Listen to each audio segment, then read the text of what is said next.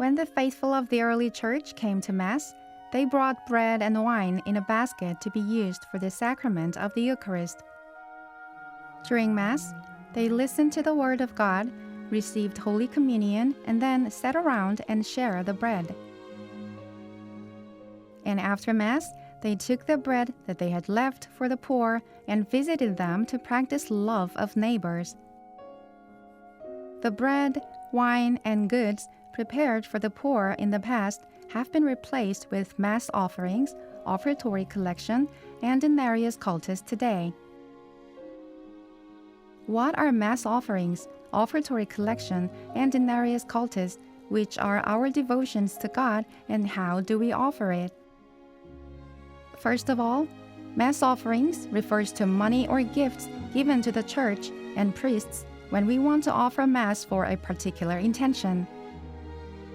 Mass is a holy sacrifice which has continued from the Last Supper that Jesus Christ shared with his disciples until today.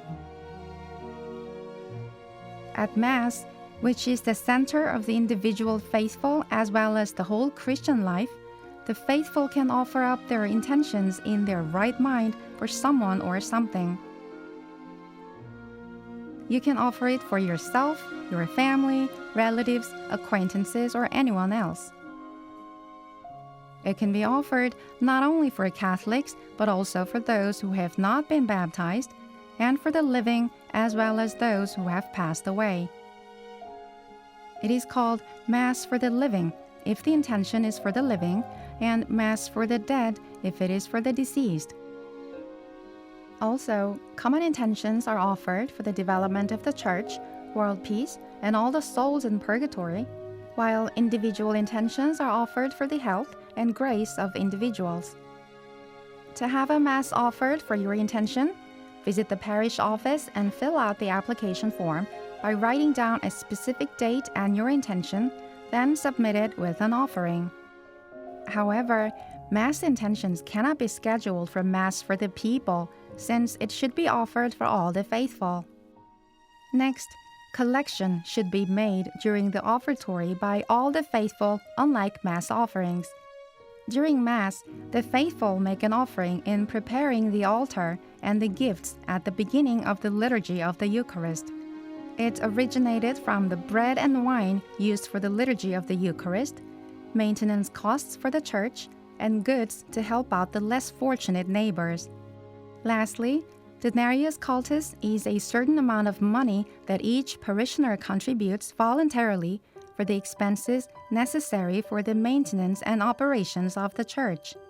Denarius cultus is a vital resource that moves the Church.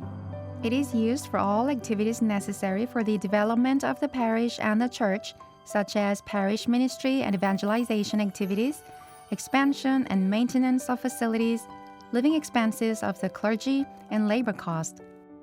What would be an appropriate amount of money to give for Denarius cultus? In fact, many people are curious about this. First, it's the thought that counts, not the amount. Since I dedicate my efforts to God, it would be good to set the amount based on my own standards so that I do not fall short and do not feel burdened. What's more important than the amount is that my family dedicates it to God heartily and joyfully.